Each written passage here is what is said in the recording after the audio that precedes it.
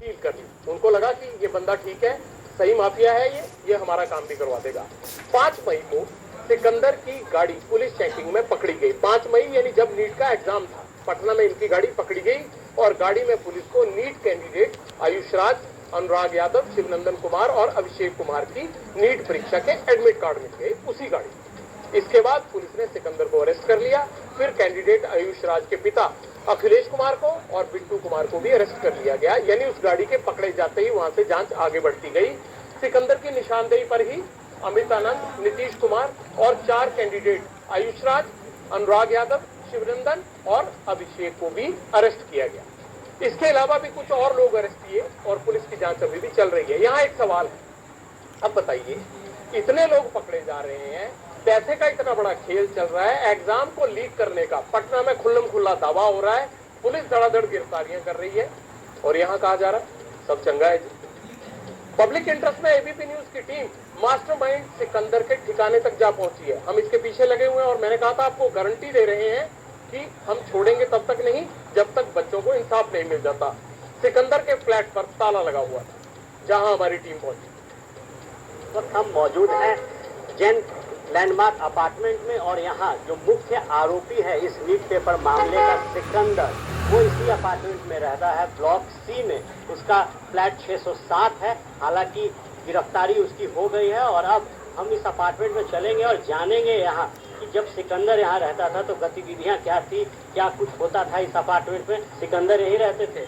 नहीं सर, नहीं है अभी नहीं है। नहीं, इसी अपार्टमेंट में रहा करते थे? हाँ, पहले रहते थे। किस फ्लोर पे? सी 607 में। 607 में। कैसा व्यक्तित्व है, कैसा स्वभाव? व्यक्ति ठीक थे, मालूम चलता है कि बढ़िया थे। मालूम चलता है जी। कितने साल से यहाँ रह रहे हैं? 15 दिन से रह रहे हैं सर। 15 दिन से? जी। और उसके बाद गिरफ्तारी हो? जी। जो मिलने आते थे वो किस तरीके के व्यक्ति हुआ करते थे? बढ़िया आदमी था, सब मिलू आदमी थे। First floor, second floor, third floor, fourth, fifth, sixth floor है और सिक्स्थ फ्लोर जो सी ब्लॉक का है, सामने वो सी ब्लॉक है, एक के जस्ट बगल में जहाँ इस वक्त मोटरसाइकिल आ रही है। और इसी पे छठे तल्ले पर 607 नंबर जो फ्लैट है उसमें सिकंदर रहा करता था। और अब जब उसकी गिरफ्तारी हुई है तो फिलहाल उसके फ्लैट में ताला लग गया है। अपने परिवार के साथ वो यहाँ पे रहता था। गिरफ्तारी के बाद ही जो परिवार के लोग हैं वो ताला लगाकर चले गए हैं। अब पटियाला को मुंबई लेकर चले। यहाँ डोगरी इलाके में नूर फातिमा रहती है। इन्होंने भी नीट की परीक्षा दी लेकिन सफल नहीं हो सकी। पढ़ाई लिखाई में नूर लगातार टॉप पर रही है। फिर भी नीट में नूर को 720 में से कितने अंक मिले? 375। उनका रैंक 4 लाख से ऊपर है। खास बात यह है कि नूर ने महाराष्ट्र सीईटी की परीक्षा में 97% नंबर लेकर टॉप की पोजीशन हासिल की। महाराष्ट्र सीईटी और एनईटी की पढ़ाई में नीट की पढ़ाई में लगभग एक जैसी ही तमाम पूरी होती है पढ़ाई, कोई फर्क नहीं होता।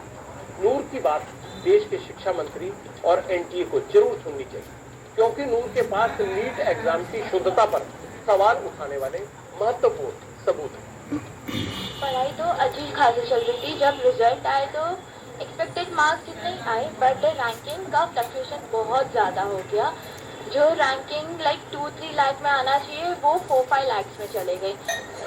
तो कट ऑफ में बहुत ज़्यादा इंक्रीज फ्लक्चुएशन सब हुआ है और रैंकिंग में भी।